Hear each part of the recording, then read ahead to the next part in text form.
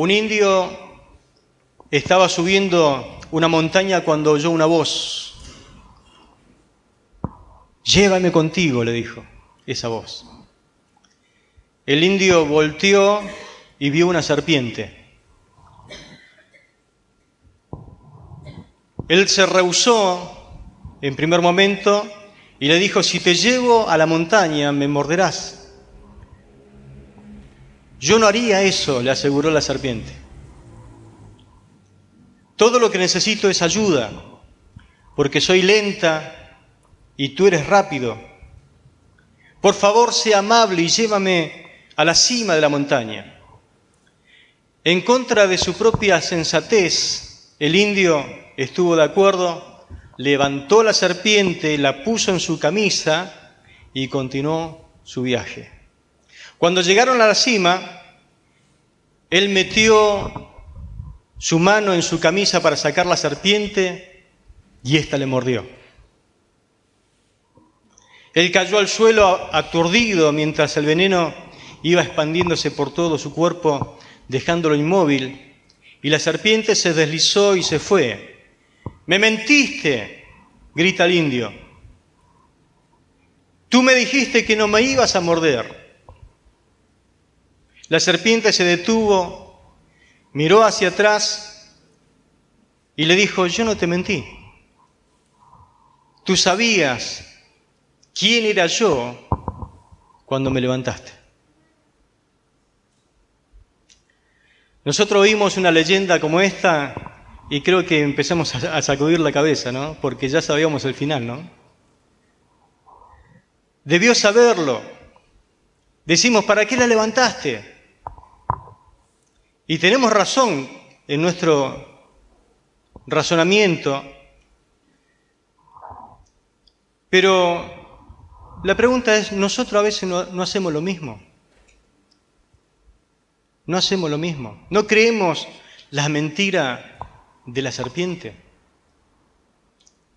¿Acaso no prestamos atención a lo que deberíamos desechar de una y encima la metemos dentro nuestro?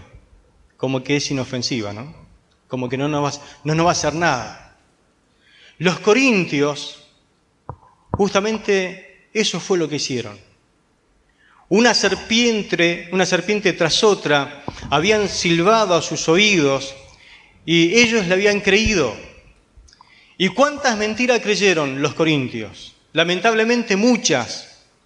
Y usted y yo también hacemos lo mismo que la iglesia de los corintios. Nosotros, si nos metemos a indagar y a estudiar esta epístola, nos vamos a encontrar con una iglesia que podríamos decir que es repudiable porque estuvieron metidos en un sinfín de problemas. Y uno podría decir: pero ¿cómo puede ser que semejante iglesia pueda haber caído en todo esto? Pero créame que nosotros no estamos muy lejos de ser como una de estas iglesias. La lista es larga y muy fea en las cosas que habían caído los corintios. Por ejemplo, el sectarismo. Habían caído en la desunión. Habían caído en el pecado de la inmoralidad sexual y un montón de otras cosas más. Pero esta carta, más que un listado de pecados, es una carta de mucha paciencia. ¿Cuántos saben que Dios le tiene mucha paciencia? Es una carta de mucho amor, porque Dios nos ama y no nos quiere ver en la situación en la cual nosotros nos encontramos o vamos a caer. Es más, Pablo inicia esta carta llamándolos hermanos. Hermanos, porque los corintios, así como eran hermanos nuestros. Son hermanos nuestros. Y por más que nosotros muchas veces nos rasguemos la vestidura de ver en qué pueden caer nuestros hermanos, son hermanos nuestros. Y los pudo quizás haber llamado herejes, hipócritas, inmorales, rebeldes, falsos. Si bien él lo hace de una forma más sutil, pero lo primero que él hace es decirle hermanos. Hermanos. ¿Por qué? Porque no podemos ir con los tapones de punta si queremos corregir algo. Entonces empieza tratando de resaltar lo bueno que tiene la iglesia. Pablo se toma todo el trabajo de enseñarles pacientemente, y no solamente a ellos, sino también a nosotros nos va a enseñar la palabra del Señor hoy.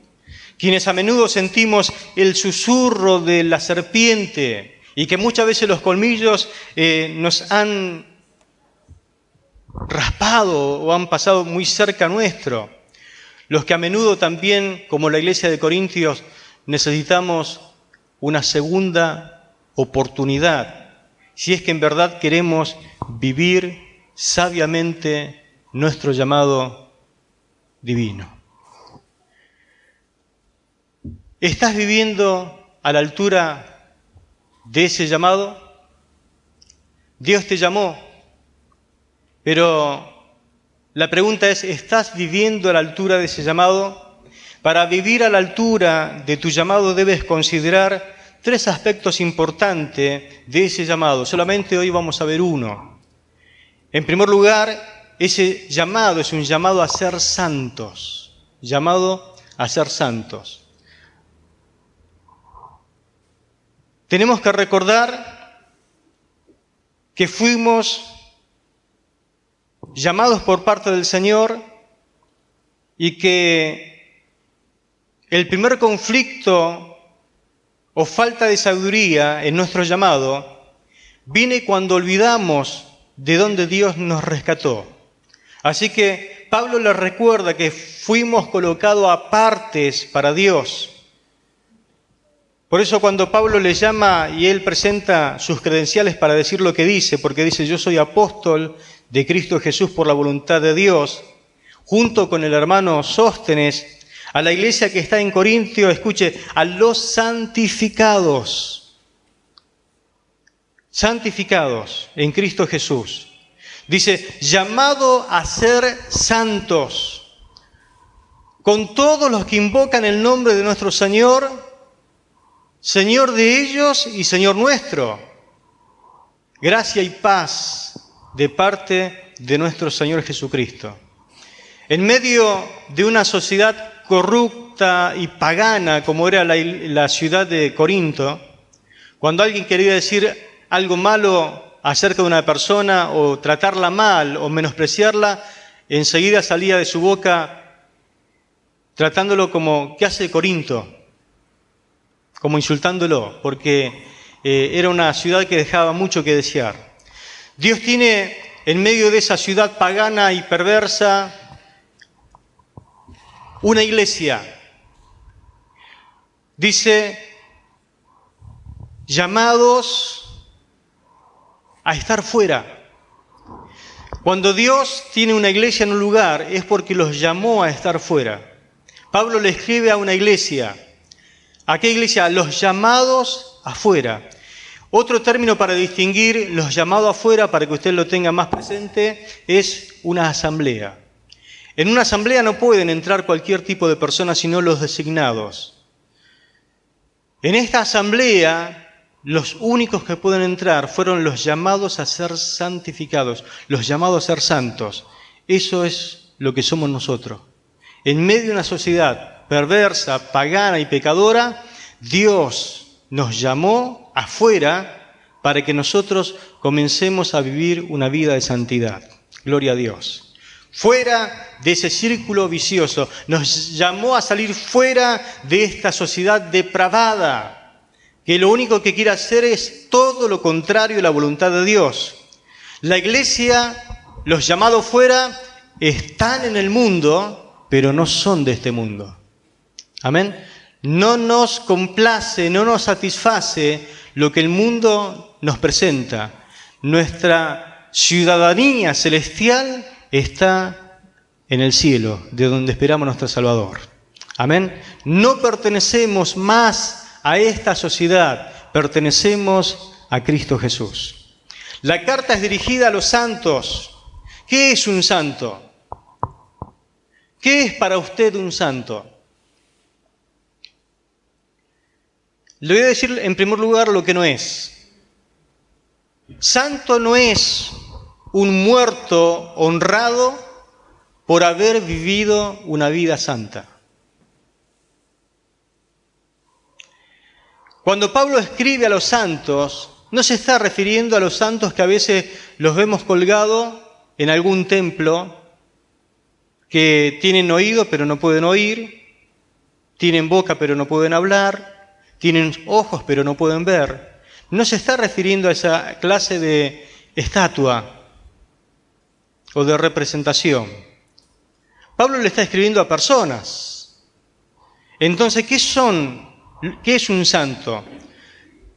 Un santo es una persona viva y consagrada, colocada aparte por Dios y para Dios. ¿Cuántos son santos? Dios los escoge para sí, dice, vivan para mí, para su regocijo y para ser utilizados por Él. Eso es lo que es una pequeña definición de lo que es ser un santo. Teológicamente, ser santo significa apartado para el servicio de Dios. Apartado para el servicio de Dios. Por lo tanto, todo creyente tiene un llamado a ser santo. ¿Cuántos de ustedes pueden decir en esta noche, pastor, me falta mucho a mí para ser santo? Bien, estamos todos de acuerdo. La santidad tiene dos cosas interesantes. En primer lugar, hay una santidad que se llama posicional, hablando de posición. Es una santidad que Dios te la imputa, es decir, Dios te la otorga. Dios ve al mundo y lo divide en dos. Dice, por un lado están los pecadores y de la otra sección están los santos. Dios ve al mundo dividido en dos, los pecadores y los santos. Los pecadores son aquellos que hacen su propia voluntad y van camino a la perdición. Los santos son los que ya no viven para sí, sino que viven para Dios, van por el camino estrecho, pero van hacia las mansiones celestiales. Amén. O estamos de un lado o estamos de otro. A la mayoría le dice, pero yo no estoy ni acá ni allá, a mí me gusta el medio. No hay medio. Dios discrimina al mundo en dos: perdidos y salvados, pecadores y santos. Por eso cuando uno acepta el mensaje de salvación, cree que Jesús murió por nosotros y somos salvos, automáticamente Dios nos pone en el casillero de los santos.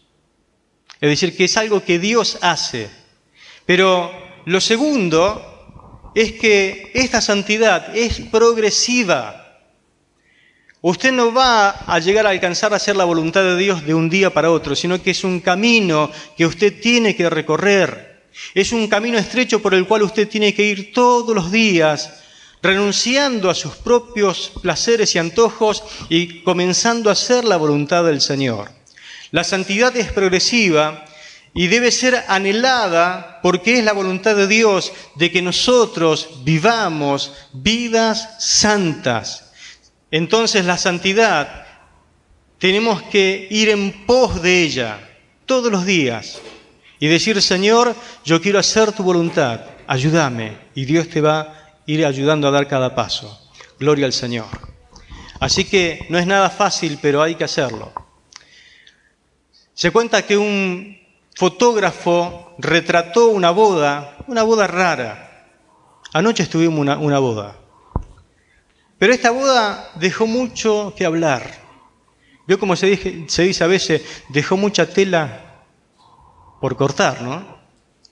El esposo y la esposa salían de la iglesia dirigiéndose a la limusina, cuando repentinamente la esposa dejó al esposo y corrió hacia un automóvil que estaba estacionado del otro lado de la calle. El motor de ese auto estaba encendido y había un hombre en el volante, así que ella lo dejó, se fue con ese hombre, subió al automóvil y se escapó. dejándolo al esposo mudo, sin habla. El conductor de ese antiguo auto que estaba esperándolo dice que era su antiguo novio, el cual se había jactado de que él podía conseguirla en cualquier momento que quisiese. No hace falta decir que el esposo anuló el matrimonio, pero muchas veces eso es lo que nos pasa a muchos santos. Cuando un hombre y una mujer prometen amarse, se colocan aparte el uno para el otro. Y cualquier relación amorosa fuera del matrimonio, nosotros lo consideramos pecado. Exactamente de ese modo el creyente le pertenece exclusivamente a Cristo. Es como cuando usted aceptó a Cristo, aceptó su mensaje, aceptó vivir para Él. Es como que se entrelazó con Él y empezaron a tener una relación tan fuerte y tan íntima como si fuera una relación de matrimonio. Por eso es que muchas veces Dios a los pecadores les llama adúlteros.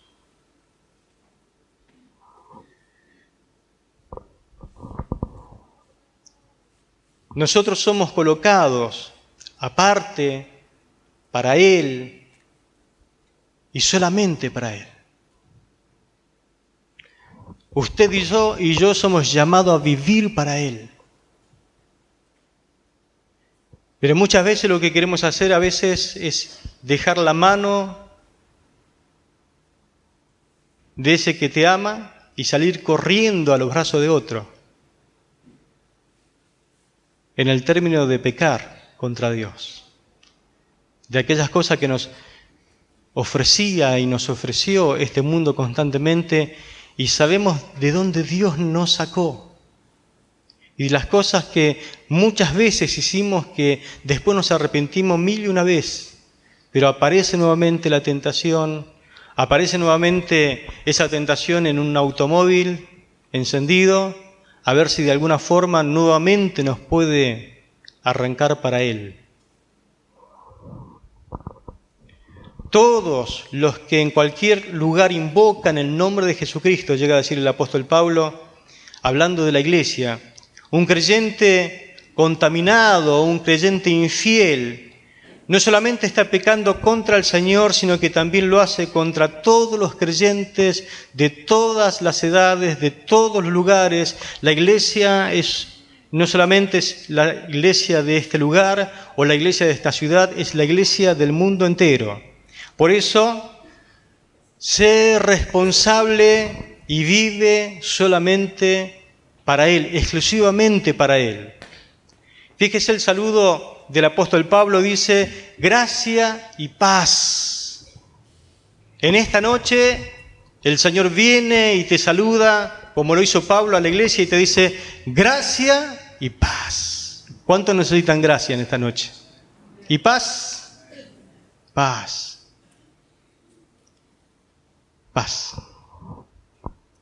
La palabra gracia significa en griego charis. ¿Y sabe qué significa? El favor inmerecido de Dios. Pablo les está saludando a la iglesia de Corinto y le dice, reciban el favor inmerecido de Dios. No lo merecen, pero Dios lo tiene a su disposición para ustedes. Amén. Que esa gracia los alcance. Charis a veces se refiere a la cualidad y demostración práctica de una disposición favorable de alguien. En este caso, Dios tiene disposición. Él quiere favorecerte, quiere bendecirte. Denota acciones inmerecidas de amor y compasión que se originan en el corazón y la voluntad del dador. Dios siempre demostró y te lo hizo saber que Él está dispuesto a bendecirte y a darte mucho más de lo que nosotros merecemos. Dígame si muchas veces usted como padre o como madre no le da a veces beneficios a sus hijos que no lo merecen. Y usted sabe, y después piensa por dentro, pero es mi hijo, es mi hija, y lo único que quiero es hacerle bien. Bueno, imagínese que si usted siendo malo hace cosas buenas, ¿cuánto más nuestro Padre Celestial le quiere bendecir? A pesar de lo que es, a pesar de que lo que usted aparenta ser y no es. Porque vio que en el templo todos tenemos cara de santo y de bonito, y el tema es cuando uno comienza a hablar con el hermano, con la hermana, y dice, usted sabe lo que este personaje en la casa es un diablo, es un demonio. Y acá se transforma, por eso lo traigo al culto, y parece bonito, te saluda y te dice paz. Todos tenemos esas cosas raras, ¿no? A pesar de que Dios te conoce como sos, y hasta que, al punto que conoce tus pensamientos, Dios te dice en esta noche, gracia sobre tu vida. No lo mereces, pero quiero favorecerte. Está en mi corazón, quiero darte lo mejor. Y Dios hace esas cosas tan preciosas, ¿no? Pero también te dice paz. Me gusta Pablo porque mezcla un poco el griego con el hebreo. La palabra paz en ese lugar significa shalom. Shalom en hebreo. Shalom. El término es tanto una palabra de saludo como también se utiliza en la despedida, pero Pablo lo pone ahí en el saludo. ¿Y sabe lo que significa shalom? Implica no solamente la ausencia de problemas, sino también la presencia de bondad y bienestar. Es como que Dios te está saludando y te dice, mira, deseo que estés ausente de problemas. ¿Cuánto quieren shalom? Shalom. Quiero estar ausente de todo tipo de problemas. Eso es lo que Dios desea sobre tu vida. Pero no solamente que no tengas problemas, sino que tu vida esté llena de bondad y llena de bienestar. Gloria al nombre del Señor. Jesús es nuestra paz. Amén. Gloria al Señor. Es posible que este saludo estándar de Pablo, porque si usted ha leído las cartas de Pablo, siempre lo va a encontrar a Pablo diciendo gracia y paz, sea la iglesia de Filipos, de Efesios, de donde sea, siempre le está diciendo gracia y paz. Hay una bendición que utilizaban los hebreos de parte de Dios en Números capítulo 6, versículo 24 al 26. Parece ser que Pablo la tomó de ese lugar y como que la hizo nueva, esa bendición, que decía lo siguiente, que el Señor te bendiga y te proteja. Así se saludaban o se bendecían los hebreos. Que el Señor te bendiga y te proteja. Que el Señor sonría sobre ti. La versión 60 dice que haga resplandecer su rostro sobre ti. Y sea compasivo contigo. Que el Señor te muestre su favor. Ahí está Charis. La palabra favor es gracia. Que el Señor te muestre su favor y te dé su paz. Y ahí aparece Shalom. ¿Cuánto necesitan la gracia y la paz del Señor? Gloria a Dios. Gracia siempre es primero. Paz siempre viene en segundo lugar. Esto se debe al hecho de que la gracia es la fuente de paz. Sin gracia no hay y no puede haber nunca paz. Si usted no recibe la gracia de Dios en su vida, si no recibe la salvación por gracia, jamás va a tener paz. Por eso dice la palabra, justificado pues por la fe. Ahí está la salvación. Tenemos paz para con Dios por medio de nuestro Señor Jesucristo. Sin gracia no puede haber paz. Pero cuando la gracia es nuestra, la paz necesariamente le tiene que seguir. Cuando recibís por gracia la salvación, inmediatamente viene a tu corazón esa paz que no se puede describir con palabras, pero se siente en lo profundo de tu corazón. Gloria a Dios. En tu llamado están incluidos justamente la gracia y la paz. Por eso hay una verdad que quiero transmitirle, que nos enseña el pasaje, porque en realidad Pablo le está escribiendo a una iglesia que su gran problema, ¿sabe cuál era? El problema de olvidar. Olvidar las cosas. Y cuando nosotros nos ponemos a examinar nuestra vida y los problemas en que nos metemos, es porque olvidamos también muchas cosas. ¿Es un problema o no es un problema olvidar las cosas? Sé que muchos de ustedes a veces se levantan y se miran y dicen, ¿cómo es que me llamo? Estamos graves ahí, ¿no? ¿Quién soy? Y ve a su esposa y le dice, ¿y vos quién sos? Ya cuando está así, llévelo al médico urgente, ¿no? Pero nos olvidamos. ¿Cuántos de ustedes se olvidan dónde pone el celular? Y lo pierden todos los días. ¿Cuánto pierden las llaves todos los días? Nos olvidamos, somos a veces medio como distraídos en las cosas. ¿Dónde puse los dólares? Ese nos olvida, ¿no? Pero esta iglesia tenía un problema, y es el gran problema nuestro también. Olvidar que todo lo que realmente somos y tenemos es por gracia de Dios, te convierte en un peligro permanente para la comunión espiritual. La gente de la iglesia de Corinto tenía ese gran problema. Se olvidó de que todo lo que ellos habían recibido, de lo que ellos eran, era por gracia de Dios. Y ellos mismos se convirtieron en su propio problema. Cuando nosotros olvidamos estas cosas, cuando usted se olvida de esto, cuando yo me olvido de esto, nos convertimos en un problema potencial en la comunión unos con los otros. Más adelante en la carta, Pablo dice lo siguiente en el capítulo 4, versículo 7, haciéndole 3 preguntas retóricas a los corintios para ayudarles justamente a reflexionar.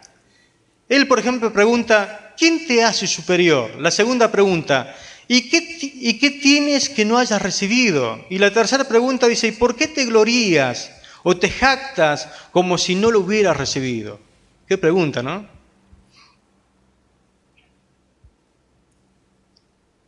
La primera pregunta, ¿quién te hace superior? ¿Usted se cree superior al hermano que tiene al lado?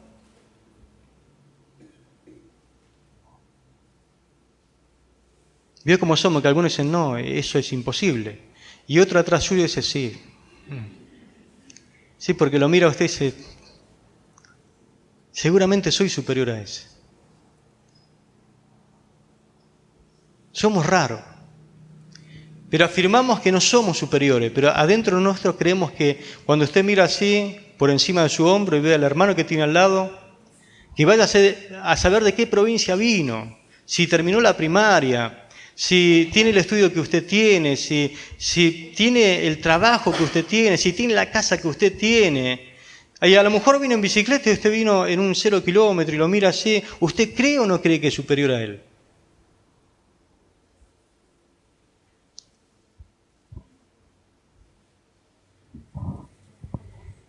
Somos raros.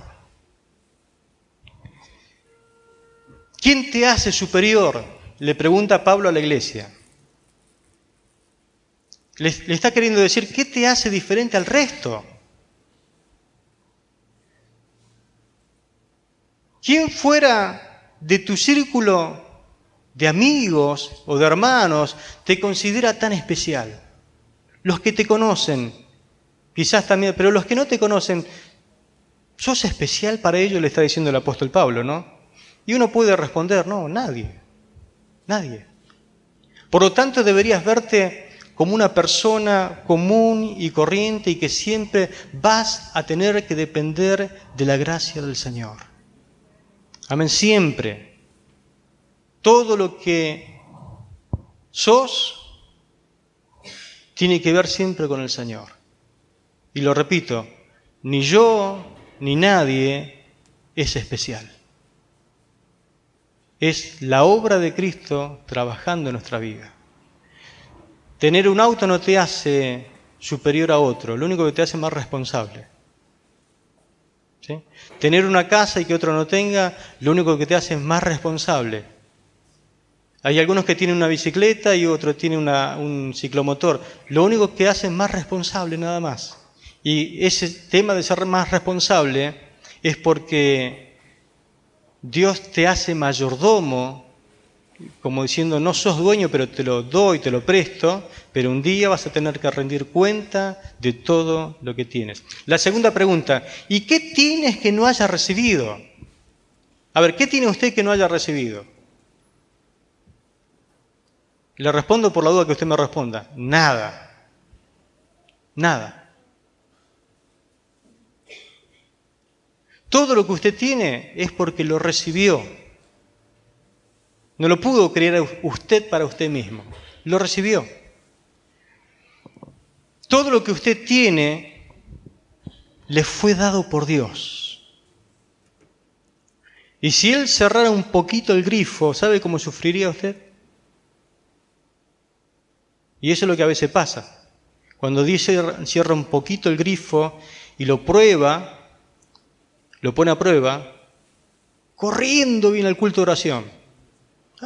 No hace falta ni que pregunte si hay culto de oración. Urgente, cierto que existe un culto de oración. Y se viene urgente y vamos a orar y ahí está clavado de rodillas orando al Señor. Pero nosotros tendríamos que estar agradecidos al Señor y no ser tan orgullosos como creyendo que nosotros lo obtuvimos, nosotros lo hicimos, nosotros lo creamos. No, todo lo que tenemos es porque lo hemos recibido. La tercera pregunta, ¿y por qué te glorías o te jactas como si no lo hubiera recibido? ¿Saben por qué se jactaba la iglesia de Corinto? Porque ellos consideraban que eran los patrocinadores de Pablo y de Apolos. Como diciendo, nosotros somos y fuimos lo que le dimos la oportunidad a Pablo y a Apolos para que ellos desarrollaran su ministerio en medio nuestro. Sin embargo, ninguno de ellos había sido llamado o había sido capacitado para semejante ministerio o servicio. Solamente Dios lo había hecho. Es más, lo que hizo Pablo y lo que hizo Apolo tampoco sirvió de nada porque dice, ¿quién es Pablo? Dice Pablo, ¿no? ¿Quién es Apolo? Nadie. Yo sembré, Apolo regó, pero el crecimiento lo dio el Señor. Como diciendo, hicimos lo que tenemos que hacer, pero en realidad la obra la hizo nuestro Padre Celestial. Por lo tanto, no podemos gloriarnos en cosas que realmente no valen la pena. Si Dios lo hace, entonces la gloria la tiene que llevar solamente nuestro Señor.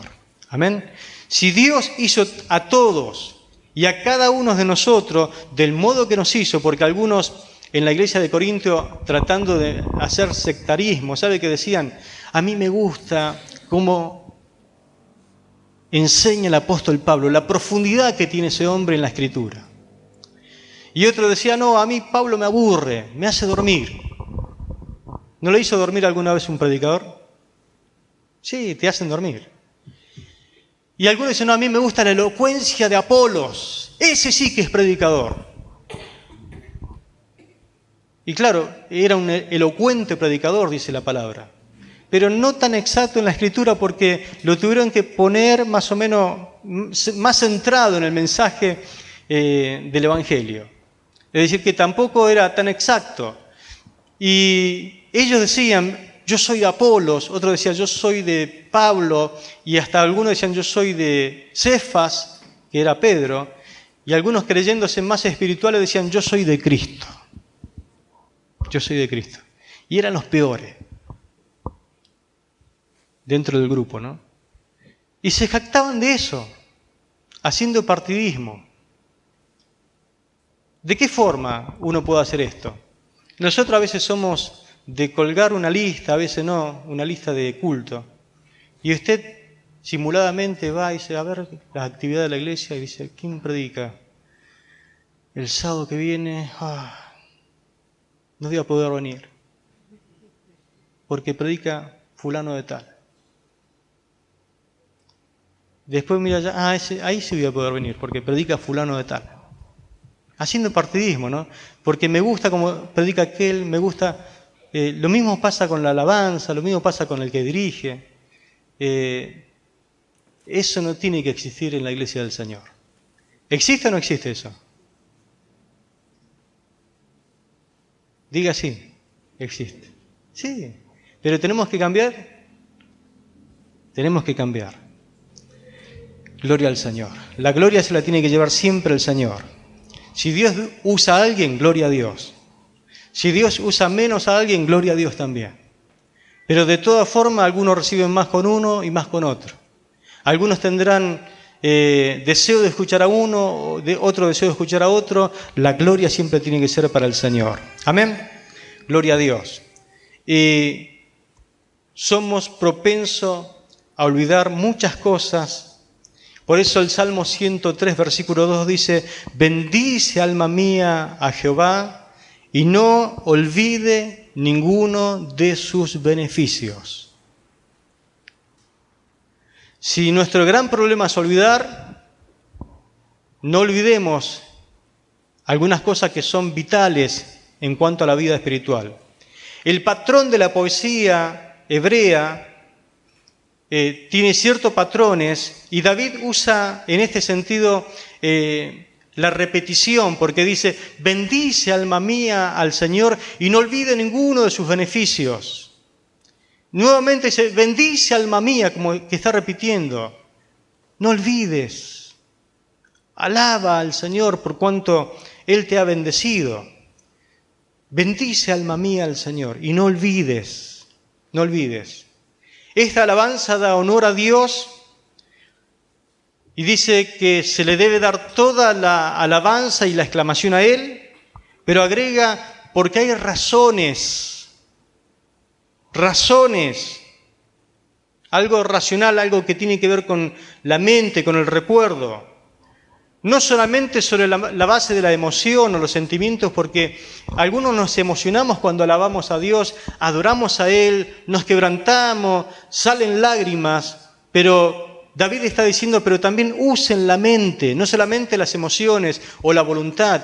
Piensen en motivos, en algunas razones que ustedes tienen para adorar al Dios vivo. Usen el tema de los recuerdos, porque hay veces que recordamos tantas cosas, ¿no? Recordamos tantas cosas que son inútiles y que nos han herido y que nos han hecho mal y la tenemos vigente en nuestra mente, no ayudan, pero en esta noche la palabra de Dios te dice: recuerda. Usa la mente, usa la razón para que en el momento de alabar a Dios recuerdes los motivos, las razones que realmente te tienen que ayudar a elevar el nombre del Señor.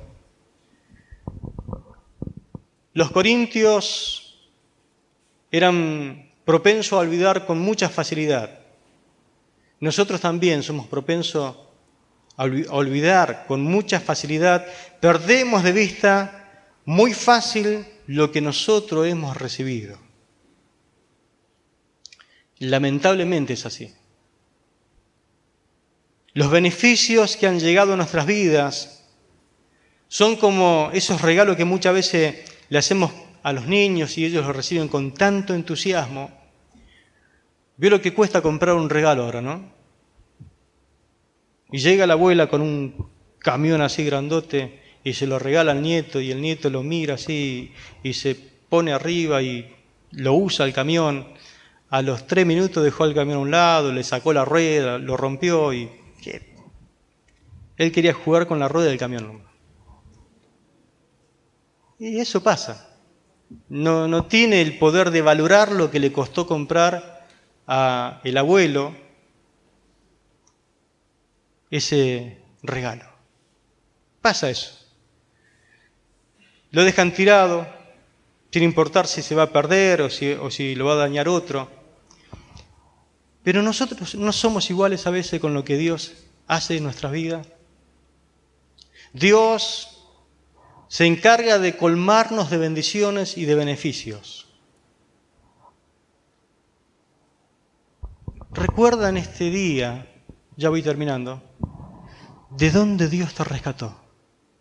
A ver, ¿cuántos recuerdan de dónde Dios lo sacó? ¿De dónde Dios te rescató? Algunos Dios los rescató de lo más bajo del pecado. Algunos Dios los rescató de la brujería, de un mundo espiritual de tinieblas. Otros de un mundo de depresión. Vaya a saber de cuántas cosas En esta noche, si diéramos un culto de agradecimiento, la gente pasa y cuenta de dónde Dios te rescató, de lo profundo del pecado. Entonces, cuando usted alaba a Dios, recuerde de dónde Dios le tendió la mano y lo sacó para arriba. Recuerda que Dios te sanó. En el momento de alabarlo a Dios y de nombrar sus beneficios, recuerde que Dios te sanó. ¿A cuántos Dios sanó? Ahora, ¿somos propensos a olvidarnos o somos agradecidos a esto?